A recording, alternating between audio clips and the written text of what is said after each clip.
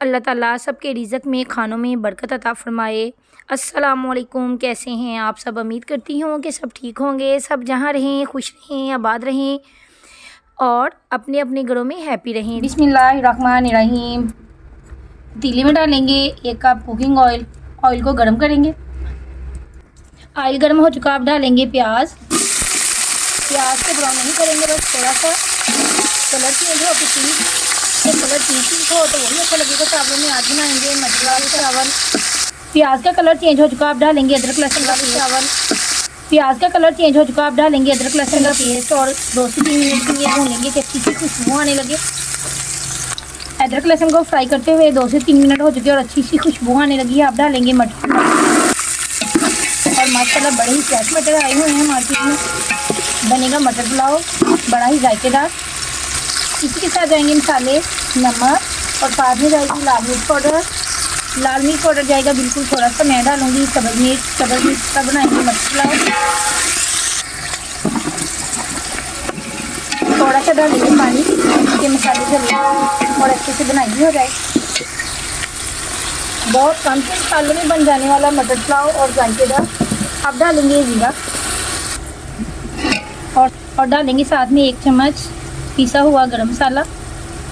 اچھے سے مکس کریں گے اور بنائی کریں گے 3-4 منٹ کے لیے۔ مٹروں کی ہو چکی اچھے سے بنائی، اب ڈالیں گے پانی کو اچھے سے بوائل آنے دیں گے اور اس اسٹیج پر پانی کو اچھے سے بوائل آ چکا، اب ڈالیں گے چاول۔ چینل کو زیادہ سے زیادہ سپورٹ کریں، لائک کریں اور شیئر کریں۔ اچھے سے مکس کریں گے اور آگ کا فلیم رکھیں گے تیز۔ چاولوں میں پانی اتنا ڈالیں گے کہ چاولوں کے اوپر تک آ جائے۔ چاولوں کو میں نے آدھے گھنٹے کے لیے بھگو دیا تھا اور میں نے لیے ہیں باسمتی کے چاول اچھے والے۔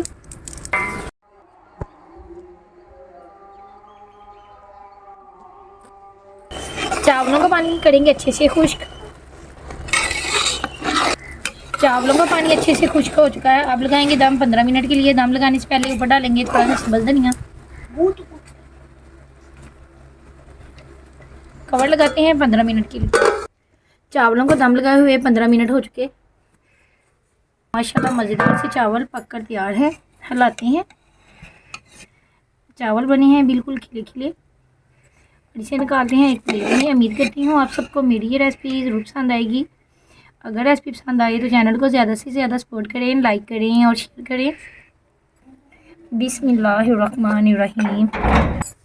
اور ماشاءاللہ چاول کا ہر دانہ بنا ہے کھلا کھلا۔ آپ لوگ بھی بنائیے، امید کرتی ہوں آپ سب کو میری یہ ریسپی ضرور پسند آئے گی۔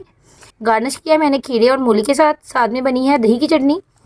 آپ چاہیں تو اچار کے ساتھ بھی کھا سکتے ہیں۔ اس کے ساتھ لیتی ہوں اجازت، اپنی دعا میں رکھیے گا یاد۔ تب تک کے لیے اللہ حافظ۔ اللہ تعالیٰ سب کے کھانوں میں رزق میں برکت عطا فرمائے، سب کو رزق حلال کھانے کی توفیق عطا فرمائے، آمین۔